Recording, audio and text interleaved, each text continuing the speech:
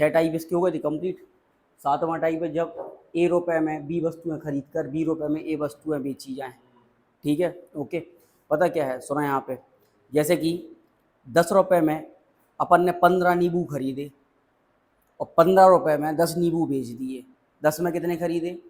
15 नींबू। 15 में बेच कितने दिए? अब लाभ हुआ कि हानि अपन बता नहीं पाएंगे, या तो क्रय मूल्य एक सा बना लो या विक्रय मूल्य एक सा बना लो। देखना है यहाँ पे, समझना। 10 रुपए में कितने नींबू खरीदे अपन ने? 15 नींबू खरीदे और 15 में बेचे कितने? 10 नींबू। 15 में कितने बेचे? 10 नींबू। अब देखना है यहाँ पे, 15 में अपन 10 नींबू बेच रहे हैं और 10 में खरीद कितने रहे? जब 10 में हम 15 नींबू खरीद रहे तो 15 रुपए में हम कितने नींबू खरीदेंगे? 22.5। 10 में 15, 15 रुपए में आधे और कर दो, 15 का आधा क्या होगा? 7.5। 7.5 और खरीदेंगे अपन। कितने खरीदेंगे? 22.5। मतलब उस 15 रुपए में हम खरीद रहे 22.5 नींबू। 15 में कितने खरीद रहे? और 15 में बेच कितने रहे अपन? 10 नींबू। कितने बेच रहे? 10 नींबू बेच रहे अपन। कितने बेच रहे? 10 नींबू। मतलब उतने ही रुपए में खरीद रहे 22.5। कितने खरीद रहे?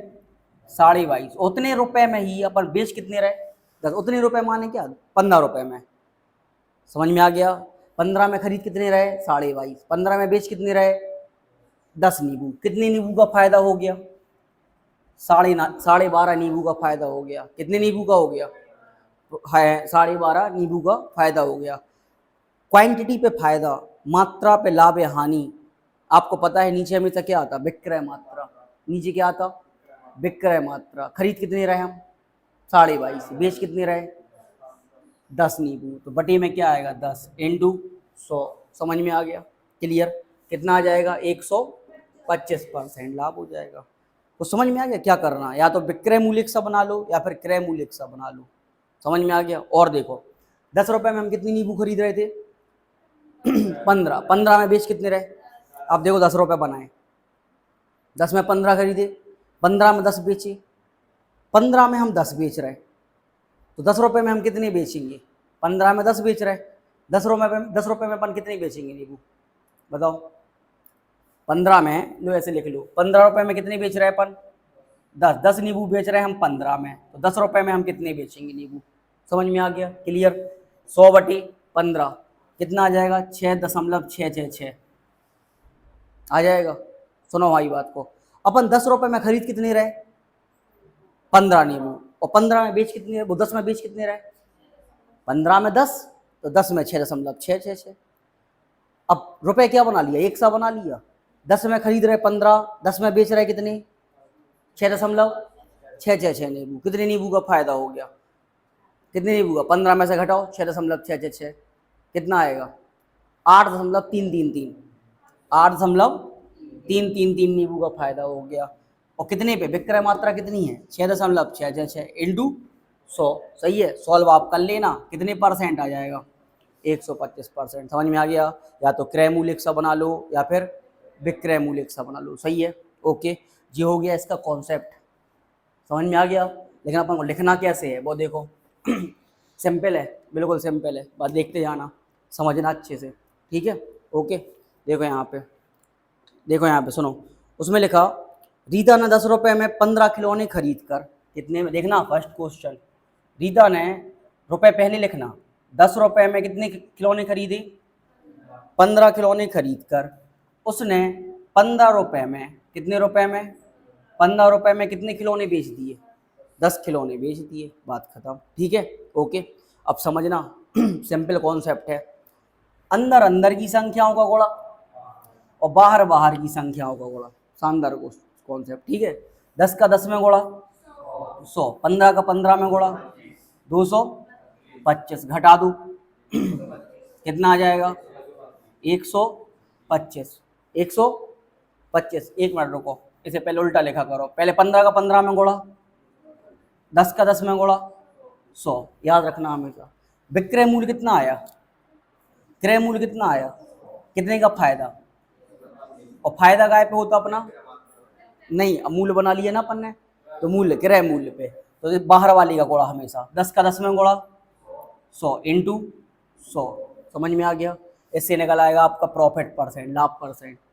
100 से 100 कट गया, कितने प्रतिशत लाभ? 125% अपना लाभ आ जाएगा। सही है। और देखो सवाल समझ में आने लगेगा अपने आप, देखते जाओ। उसमें लिखा गीता ने कुछ कलमें 8 रुपए में 10 के हिसाब से खरीदी। लो भैया दूसरा क्वेश्चन, रुपए कितने में? 8 में कितनी खरीदी?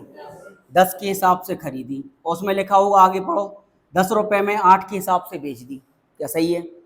10 में, अब देखो, हाँ, अंदर अंदर का गोला, बाहर बाहर का गोला। पहले गोला क्या करना, हाँ, 10 का 10 में गोला 100, 8 का 8 में गोला 64, कितना आया? 36। 36 का क्या हो गया? प्रॉफिट। अगर विक्रय मूल्य ज़्यादा है, क्रय मूल्य कम है, तो हमेशा लाभ, लेकिन जी का मूल्य जी ज़्यादा होता तो फिर क्या हो जाती? हानि हो जाती। समझ गए? कितने का फायदा? 36 का। फायदा हमेशा काय पे होगा? क्रय मूल्य पे, बाहर वाली कीमत पे। 8 × 64 इंटू 100। सही है क्या? समझ में आ गया? जल्दी बोलो, क्लियर है? सॉल्व आप कर लेना। 9/16 क्या होती फ्रैक्शन वैल्यू? 56 सही, 1/4%। सही है। ओके, नेक्स्ट क्वेश्चन देखते जाओ। उसमें लिखा संगीता ने 500 कॉपियां 20 रुपए में 15 के भाव से खरीदी। कौन से हिसाब से खरीदी? बोलो यार। 20 रुपए में 15 के भाव से खरीदी और 15 में 20 के भाव से बेच दी। 15 में 20 के भाव से बेच दी हमें, लेकिन रुपए हमेशा आगे लिखना, भूल नहीं जाना। सही है। अब सिंपल गुणा करो, 225 गुणा करो 400। अब बताओ हानि होगी कि लाभ? हानि है, साफ साफ दिख रहा। घटाओ, कितने की हानि? 175। अब निकालोगे आप लॉस परसेंट, कितने का लॉस है? 100, हाँ, काय पे? 400 इंटू 100। सही है क्या? ओके, सॉल्व कर लेना। 2 0 2 0, 4 का भाग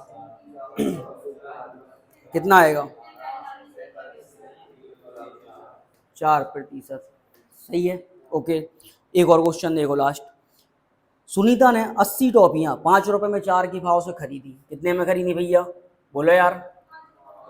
5 रुपए में 4 के भाव से खरीदी। और आगे देखो, फिर लिखा 4 में 5 के भाव से बेच दी। 4 रुपए में 5 के भाव से बेच दी। क्या सही है देवेश? हाँ, गुणा करो गुणा करो, घटाओ। 9 का क्या हुआ? लॉस, प्रॉफिट, हानि। कितने की? 9 की। 9/25 इंटू 100 करो सॉल्व। कितने परसेंट? 36% का लॉस हो जाएगा। क्या समझ में आ गया? जो हम स्टार्टिंग में आपको समझा रहे थे वो कॉन्सेप्ट था इसका, रुपए 1 से बनाना। समझ में आ गया? लेकिन जी आपकी ट्रिक हो गई, मेथड। समझ में आ गया? क्लियर? ऐसे आप कर सकते हो सारे सवाल सॉल्व। अंदर अंदर का गुणा, बाहर बाहर का गुणा, इसमें से घटाओगे।